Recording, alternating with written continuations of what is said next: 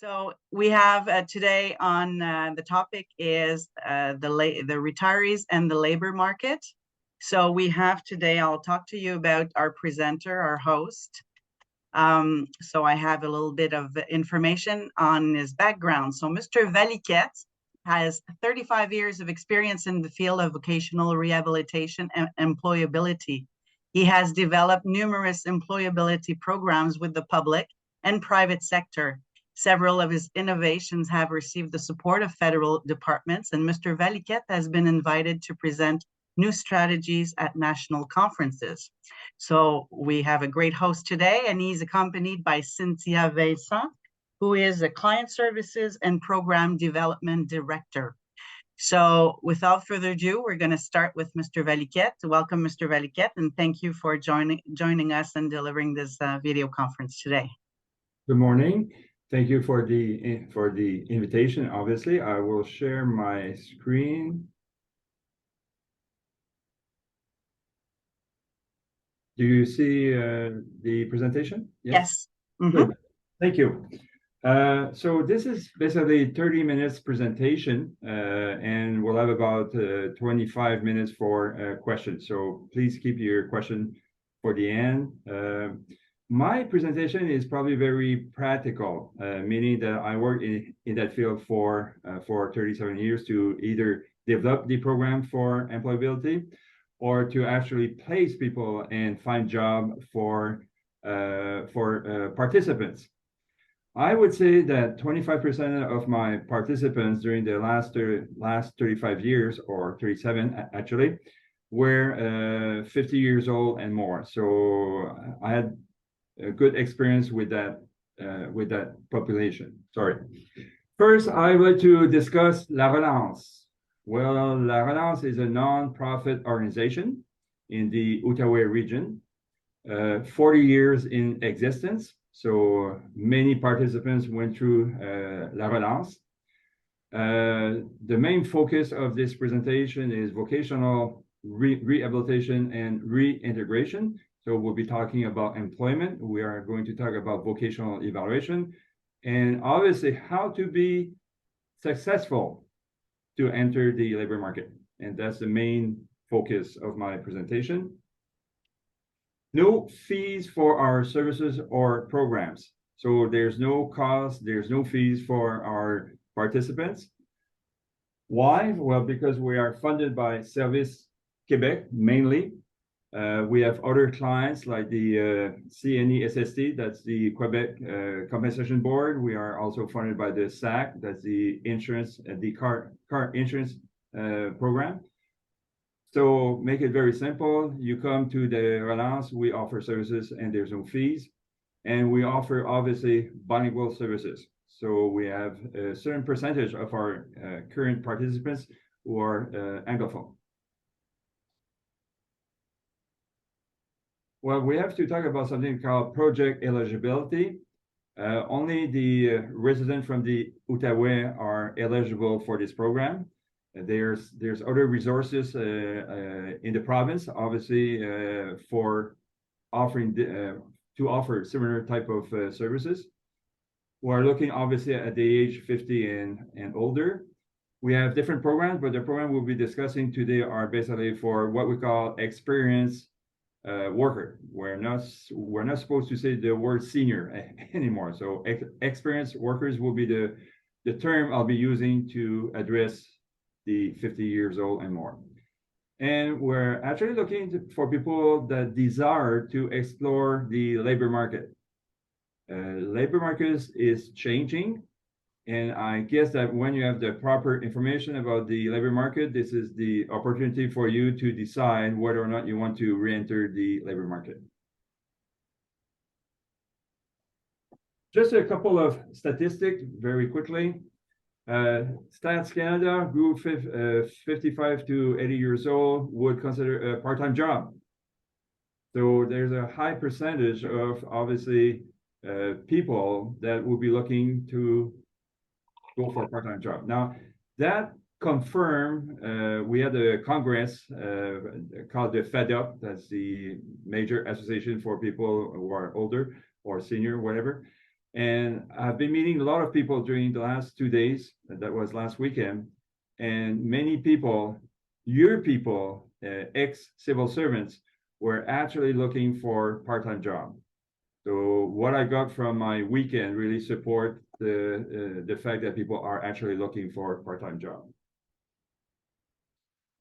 Institut de la statistique du Québec. We have 3 groups, the 55 to 59 years old. On average, people work 38.8 hours. I would consider that full-time, I'll be honest with you. Group 60 to 64, now we dropped 2.8 hours. So people are basically working less, reaching the age of 60 years old. 65 and more, 29.4. So there's a big difference between the group of 55, 59 to the group that is more than 65. So that is interesting. Now, something interesting also about statistic, the group 60 to 64, men on average are making $1,080, women 805. And I have no explanation for that. I'm very curious that woman makes less money on a weekly basis in that group. Now, if we move to the group of 65 and plus, men are making 855, obviously part-time job, and women 635. So I'm kind of curious about this gap between men and women, but it shows that people are moving towards part-time, looking at the weekly wages.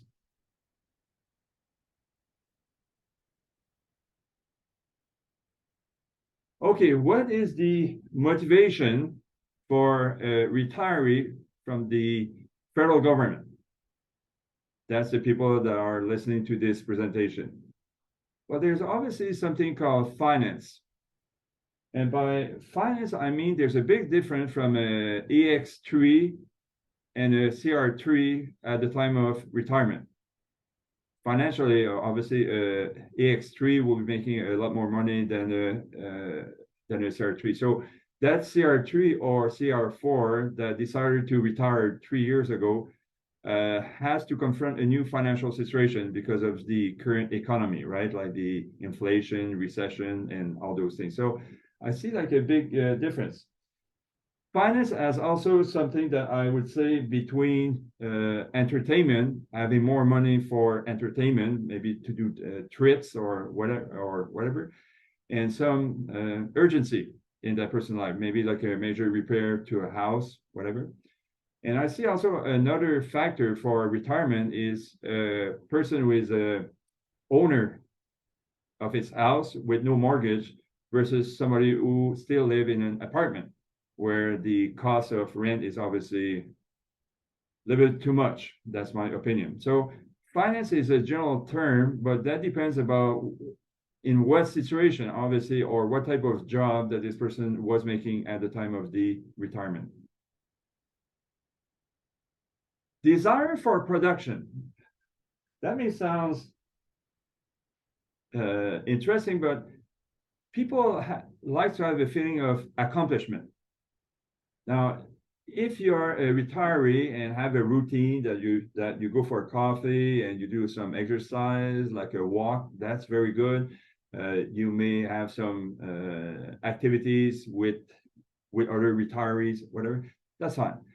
But a lot of people, even when they reach retirement and after retirement, really want to produce something. And the best example I have personally is when I look at the construction workers. When they finish working, they have completed like a one level or finished a wall, whatever. So there's an actual visible result at the end of their working days. And I think that this desire for production is probably one of the main motivator, for people who are retirees to return to the active labor market. Again, there's nothing wrong to have a routine of walking, having a coffee with friends, whatever, but I still perceive that some civil servants after retirement really want to get that feeling back. It's more like a feeling than something that you could observe, but obviously there's a feeling involved with accomplishment. Third, mental health. I'm not going to talk too much about that because there's so much information, news about mental health and whatever. But what is interesting is that you have somebody that was working 37.5 hours as a civil servant, and now he retires and become a little bit more active. And I would say this is the most insidious symptom is this mental health, where the person suddenly has less energy.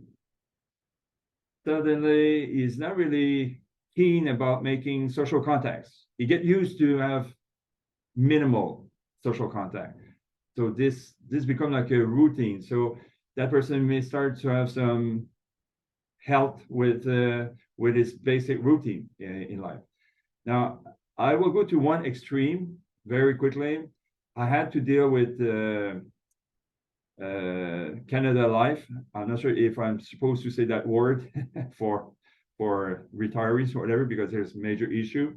But I've been dealing with Canada Life, Sun Life, and some people reach a point that is really extreme where they need some occupational therapy, where sometimes people would have a shower only once a month and never leave home. Okay, that's the extreme, but I had to deal with those people. So it could become very insidious, the fact that you become alone or very few activities or social contact. So that is connected to social life.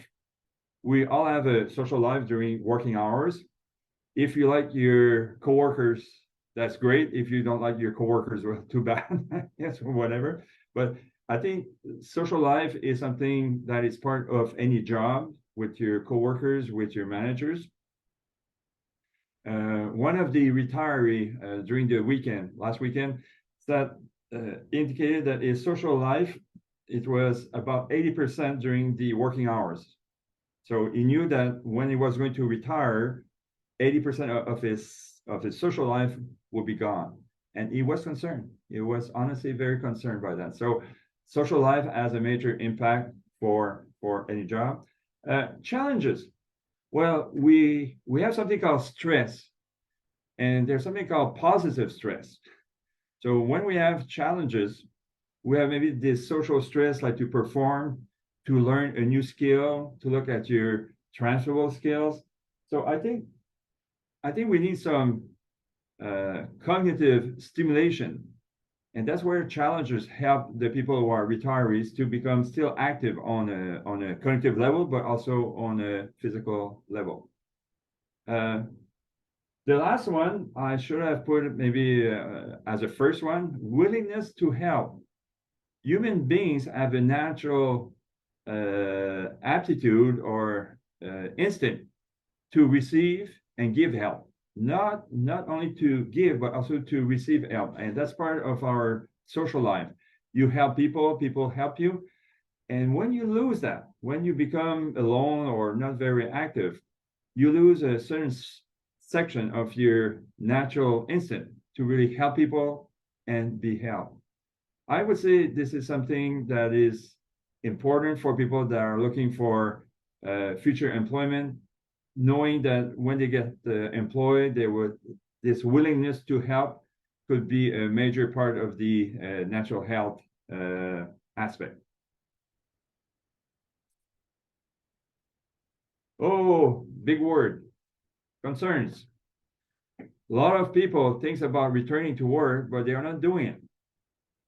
They stay on it. They have doubt. They are not sure whether or not they should work or not work. I have a friend. He was in the military. When he retired, he thought about returning to some form of part-time work, right? 15 years later, he's not back to work. So he was not feeling comfortable to return to work. So there's a lot of things happening after retirement. Now, personally, I was a retiree for 4 weeks. So I was not successful with my retirement. I failed my retirement because I lasted only 4 weeks. But for a lot of people, there's major concern to consider this return to work. Now, obviously, we're we're talking about a new work environment. Now, what I observe and share with you, the longer you're off work, the longer you're a retiree, the more anxiety will be present if you think about returning to work. So for me, somebody that retired 6 months ago will be probably more successful to get back to work versus somebody who has been off work maybe 10 years. So there's more anxiety. Now, anxiety is a natural emotion. There's nothing wrong to feel anxious, but when this anxiety stops people from making some very simple activities or to consider like a project, obviously anxiety become like a barrier, right? We have the same anxiety from the young worker that will get his first job or second job. So there's anxiety, but again, this anxiety is just normal. But if it's not controlled, obviously that becomes like a big obstacle. I see a lot of anxiety here at La Relance when I meet the participants. Computer skills, I wouldn't say it's a major obstacle because every civil servant had to deal with a computerized environment, obviously. But even computer skills needs to be updated for certain jobs. I don't think I would eliminate taking some upgraded computer skills if you have been off work for maybe 10, 15 years. In the Outaouais region, we're very lucky. We have a good educational program for adults. There are short-term course, and that could maybe relieve some of the anxiety if you feel maybe better with your updated computer skills. Lack of productivity. It's a major one. Some clients are nervous that they will not be productive if they accept a new job. It could become a major fear, actually, that I will not be able to reach the standard of the company. And now that is associated with another factor, is the majority of the people, civil servants, after retirement, would like to do something else than their previous jobs.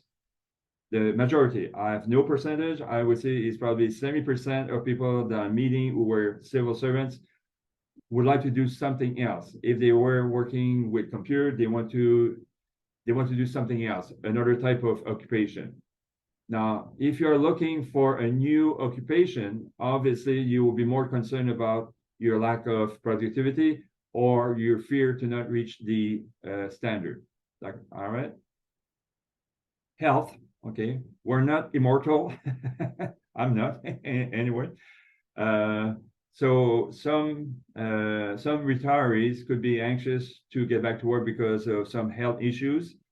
The health issues could be handled by looking for maybe a part-time job, like to start with, monitoring the energy level. But yes, some people may be concerned about health or the health of the partner, spouse. So there could be something there, and we have to acknowledge it. We don't ignore it. Job search in 2023. Obviously, things have been very different from the 80s as far as the job search techniques. There's the traditional job search technique, and there's more online, computerized job search techniques. Now, the only thing I could say is a person that could handle the two strategies, the traditional and the more updated online, will be successful with the job search. Absolutely. But some people are maybe nervous regarding a job search. Another thing about job search that creates some concerns is the type of interviews. Things have been very different as far as the interview questions or even the atmosphere during the interview process. And yes, at the Relance, Cynthia will be happy that I share this with you. We work a lot with interviews, techniques, strategies, depending about the type of interviews. All right. So just want to say that that's one aspect that could be improved. It's not necessarily very long, but that's a good investment of your time. Okay. Okay. Employers. Well, what I share with you is not a study. It's what I learned from my employers during the last 37 years. Employers seem to appreciate the experienced workers for the desire for productivity. So what I'm getting from the employer during the last 37 years, whatever, is normally experienced workers is desire to produce something. There's something coming out of the job. There's something produced at the end of the day. That doesn't mean that the younger generation is not productive. That's not what I mean, because that's a generality, and that's not true. But that's the perception of the employers that older workers seem to be more willing to produce. But let's be very careful about that. System C is called coping. Many employers that I've been dealing with seems to be saying that the experienced workers will be able to cope and try to find solution before asking the manager to help or to get assistance. So for whatever reason, it seems that the older workers will take the time to really try to work out the solution before requesting assistance. Employers are saying that experienced workers are a good mentor. Well, let's be very careful about this one. It depends how the mentor deal with the younger generation. I prefer myself the twinning of an experienced worker and a younger worker, because both could share information, skills, systems, whatever. The mentor is kind of, it could become like a liability, because it could give the impression that the older worker knows best, and he will teach you, younger generation, how to do the job, and that could create a lot of friction, because like the younger workers may feel competent, and now he's being imposed, maybe like a mentor, and the mentor could be very cocky, right, and say, listen, I will tell you the way to do that job, and that create problem. I share with the first group, like the first presentation, I was presented to a group of 14 younger workers. They were average 30, 32 years old, whatever. And I was presented as the saver. I was there to save the group. And that created some friction, because the younger guys thought that they were doing a good job, and now they see this guy that is being presented as the mentor. So mentorship is good, but it has to be done correctly. And employers should be very careful about it. And the mentors should not create some hostility by being too assertive. Say, I know the way to do the job, young guys, I will tell you the way to do it. And that's not good. And that creates major difficulties. The mentorship start at the beginning of the employment, when the manager present this new experienced worker to the group. Monday syndrome. I'll be very fast on this one. My employers are saying that experienced workers show up for work Monday morning compared to maybe younger generation. And that's a big generality, but that's a perception that sometimes the younger workers will not show up the Monday morning for work. And I'm not going to comment on it. I'm just saying that's what I heard from employers. Privilege and rights. Normally, and again, generality, as we have to be concerned about it, the experienced worker will take the job as a privilege, not as a right to have a job. And that changed really the perception. So it's a privilege for me to be working for you, Mr. the employer, versus I have a right to have a job. And that's something employers appreciate, this acknowledgement that you give a chance to the experienced worker to do or to obtain employment. La Relance strategy. Well, We have a 1 hour evaluation with the potential participant. I say potential participant because the person coming to the Relance for our services has no commitment. He simply show up and say, I am interested to consider the labor market. So we have a 1 hour presentation. We want to find out from this person about his background, about his transferable skills. Is he looking to do the same type of work or a different job after retirement? So we really want to find out about this person, and we have also to share information about our services. We do some career exploration.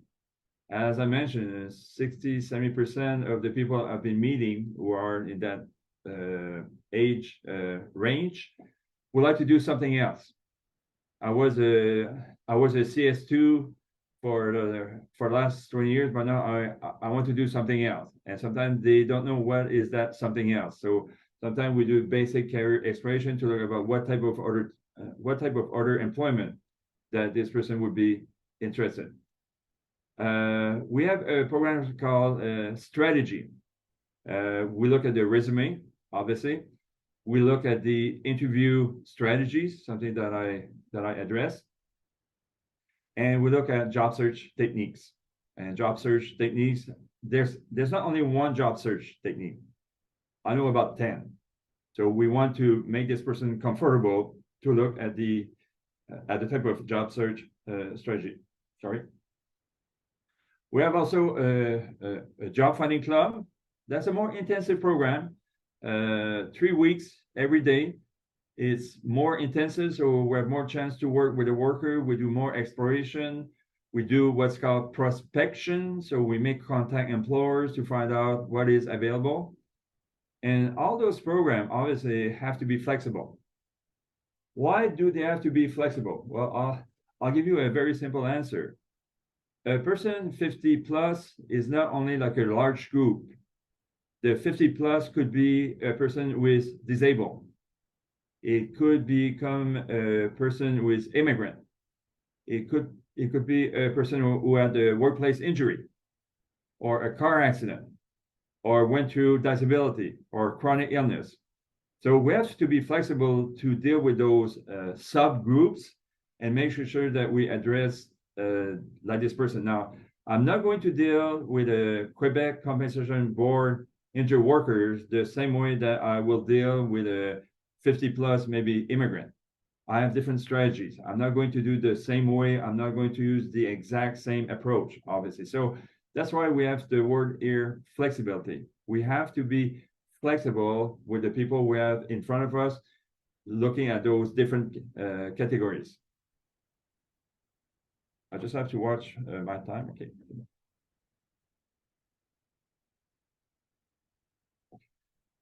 Labor market. Oh, I like this one. For me, there's two essential or basic labor market. One is called the open market.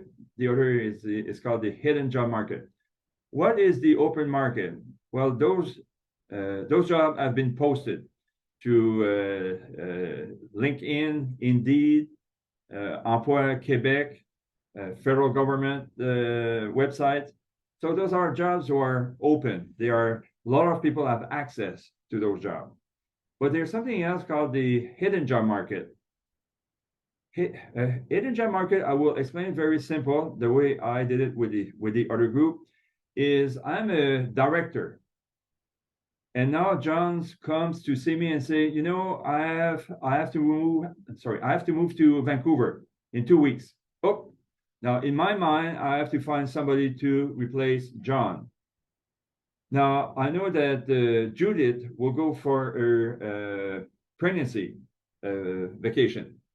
Now in my mind, I start thinking, okay, I need to replace John and Bill, and I have a new expansion of my company in 2 months. Oh, I have now to look for people as a supervisor, manager, different technical people. I did not post those jobs yet. I have to think about my needs for those jobs, right? And now I have Lynn calling me. And Lynn is saying, I'm available for work as a whatever project manager. And I'm very happy that Lynn called me because I don't need to publish the ad and receive 250 resumes. I have only to deal with her. So the hidden job market, or the advantage, is there's no competition. Because Lynn called me and say, I'm available, I'm a retiree. I think I could help like your company as a project manager. And I'll be very happy to meet with Lynn. But the job has not been published yet. So you are between the decision to hire and the time that I will publish on Indeed or whatever website. And that's a very interesting market because for me, there's no competition. Now, it's okay and totally fine. And I do it myself. I go to the open market for my participants. But when I go to the open market, I know there's 250 other applicants.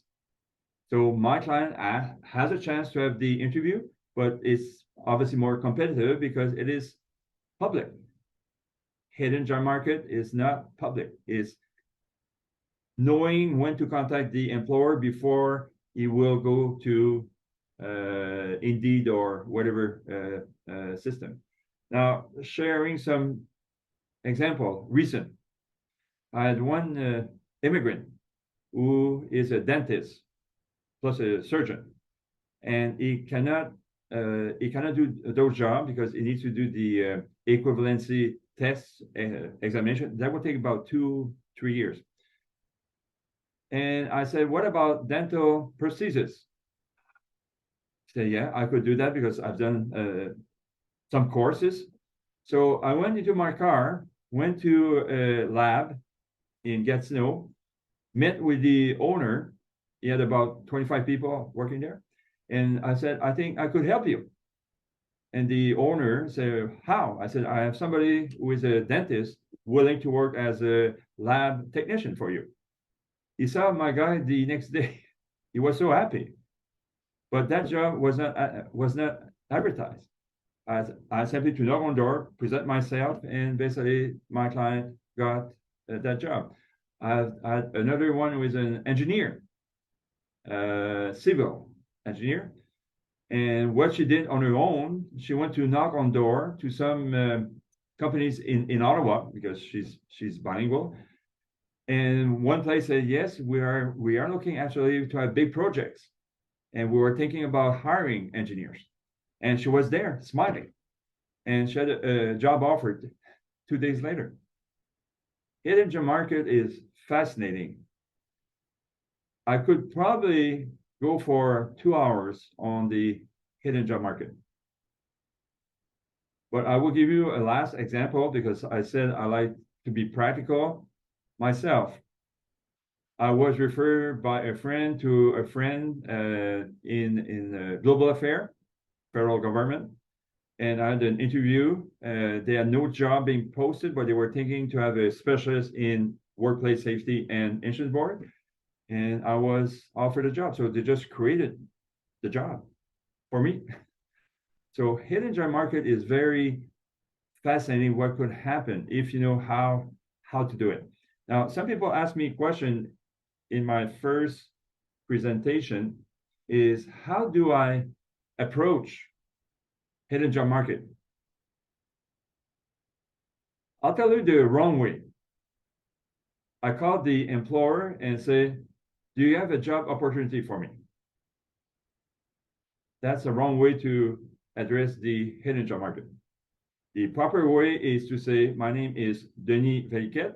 I think I have a potential to help your company, and I have some experience in A, B, and C. Do you think we could meet for 20 minutes? That's it. I'm not asking, do you have a job? That's too direct. Hidden job market, you have to be more subtle. You're just saying to the employer that you're available, and you think you could help the engineering department, and is it possible to have a short meeting with you? That's the hidden job market. I make it very simple, by the way, but it takes practice. There are different scenarios, but I just want to acknowledge that the hidden job market still exists. 80% of the jobs are in the hidden job market.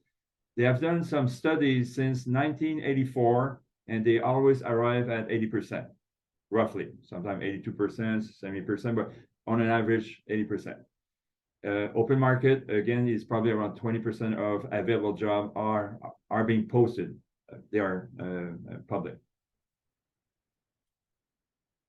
Okay, basic step to access La Relance.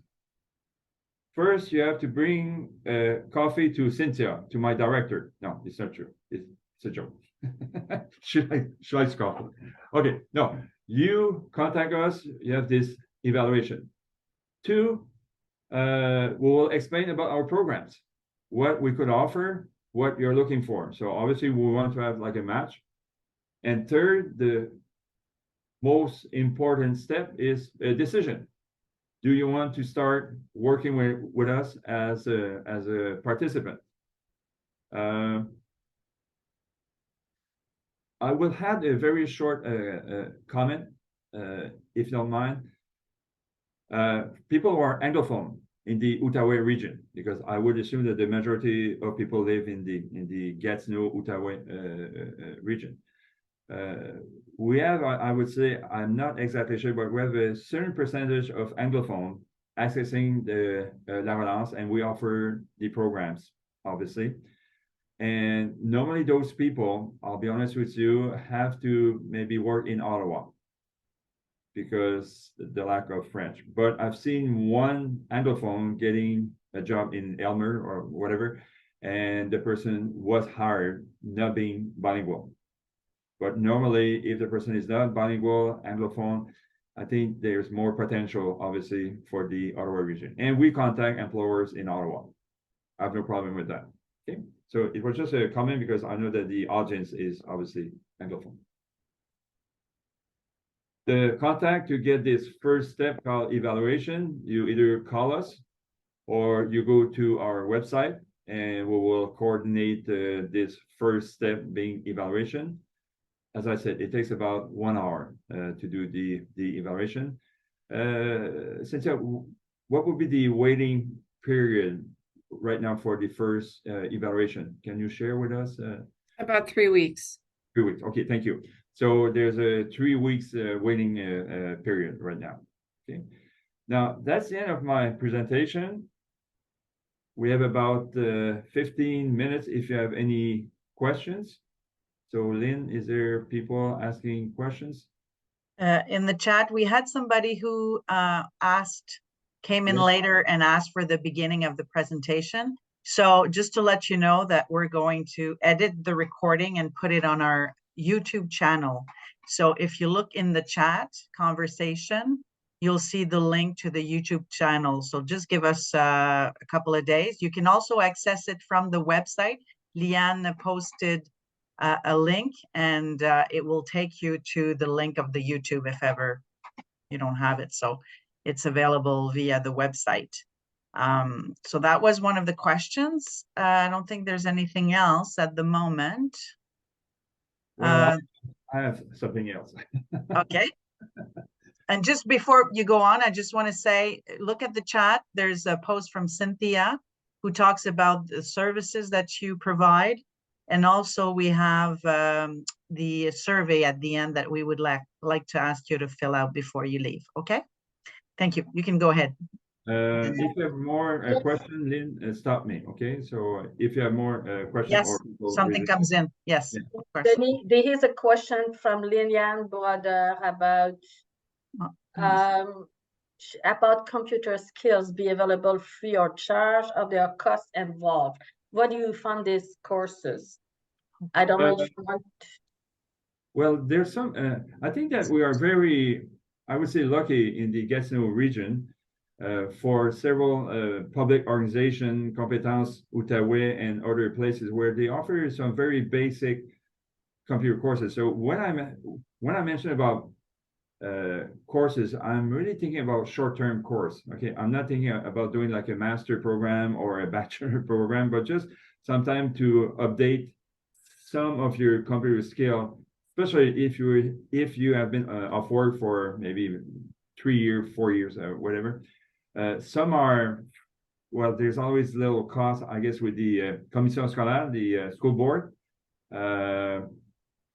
Here at the Relance, we may help you a little bit with some computer skills if you have difficulty to apply online or prepare like your resume or review, but we're not really having any specific what we could call computer courses. But I have to say that in the region, there seems to be many resources available right now for computer skills.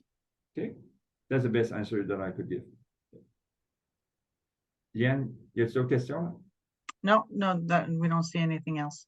Okay. I missed that one. I will finish with something that is not on my slides.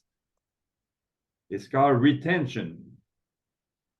The purpose of the Relance is not simply to find jobs and to see you every 6 months. We like to give services that have a long-term impact. I'm not saying that you will stay on the same job for the next 30 years if you're a retiree, but I think that the main thing that is important for me is that we try to concentrate on a suitable job that will bring retention. Okay, this is important. Now, I've been dealing with the federal government for the last 37 years. A lot of programs right now for employment have one major target, retention. It's no more finding jobs to people, it's finding job and having retention. And those programs are being evaluated, not by the number of people being employed, but by the number of people that keep employment. Normally they have a 6 months follow-up, okay? Now, as far as retention, what are the things that could create a lack of retention? Well, I have about 4. I would say the first one, and again, I'm not talking about a PhD study, micromanagement. Experienced workers normally do not appreciate micromanagement, meaning to verify everything that this person is doing, and that would be one way for the experienced workers to leave a job, especially after working 20, 30 years. They want to have some trust between the employer and the experienced worker. But I've seen this to be a major source of lack of retention. I would say the first day of employment has a big impact on the future retention. Now, if this experienced worker is being introduced to his coworkers in a proper way, not as a savior or whatever, but as a person that could share experience and learn from the group or whatever, I would say that this retention as, the first day of work has a major impact.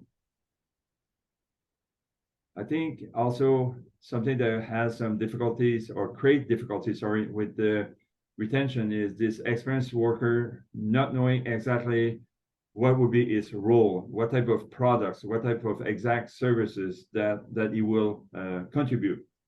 I've seen this happening, and I'm sure you have your own examples of that in your previous environment. I would say, oh my God, what we call orientation, intégration. Now, if this experienced worker arrive into like a job where there's no good plan for integration or orientation, the retention may not last more than maybe 2 or 3 days, because that person could become very discouraged, not knowing exactly what he's supposed to do. I remember one employee, I won't say where that person was brought to a desk. The desk was dirty, there was junk on the desk and whatever. That's not the way you treat people. Okay, so I would say this is something that employers have to be careful for retention, is to provide a proper environment and proper orientation. And that orientation sometimes is too much online, and maybe we should increase this orientation or integration by having more one-on-one type of discussion or meetings, whatever. So give the feeling like this person will be competent, because as I mentioned on my previous slides, people are afraid to not be competent. They are scared to be competent. They are scared to look stupid because they're not doing what they are supposed to do. Any questions? Yes, Because there is one more here in the chat. It's from Liane Brodeur, So for the government employment, are there possibilities of employment for, say, 3 months per year, 6 months during the winter months, or 3 days per week? Yes. And what about remote employment? Well, actually, you have something called occasional or casual. Sorry, that's the English term. Casual. That's 90 days.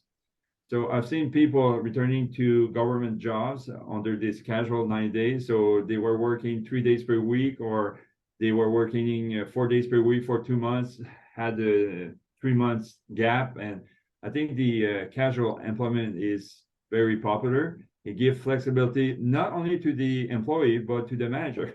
Because that manager may want to have people for certain months to do certain activities. So it could be beneficial for both to be flexible under the casual employment. So I've seen this from people that I place myself. What was the second part of the question? Sorry. It says, what about remote employment? Well, federal government is very clear. I think that you have to be in the office 2 days per week or something like that, and 3 days virtual. But under certain conditions, and I read some policy from federal government, there could be some exception, but it has to be documented that this person could be working only from home. Yes, they have sometimes people working from home. I knew one person that lived in Montreal, and that person received permission, I guess, from the director to only work from home, Montreal, when the rest of the group was in the Place Portage. Okay. Mhm. So I guess I answered that question. Yes. Any other question? There was just a comment. Excellent. Thank you. Great to know that there's flexibility. Yes, I think that some directors are maybe very desperate right now to have people back to certain jobs. So I think that the market is excellent right now for people that are looking for casual employment after the retirement. And I know several of my friends, because obviously with my age, I am the only one working from my group right now. But I have to say that many had this occasional or casual employment, and supervisor would do anything to get those people back to work. So under casual. So casual give you flexibility for both sides. It's not only for the worker, it's also for the director, knowing that he needs you only in March because that's the end of the fiscal year, whatever, and needs you after 3 months because there's a quarterly report to do, whatever. So I don't see any problem. I have to say that the majority of people that I've met are not willing to go back to federal government. They want to do something else with a new employer. That's just like a general comment.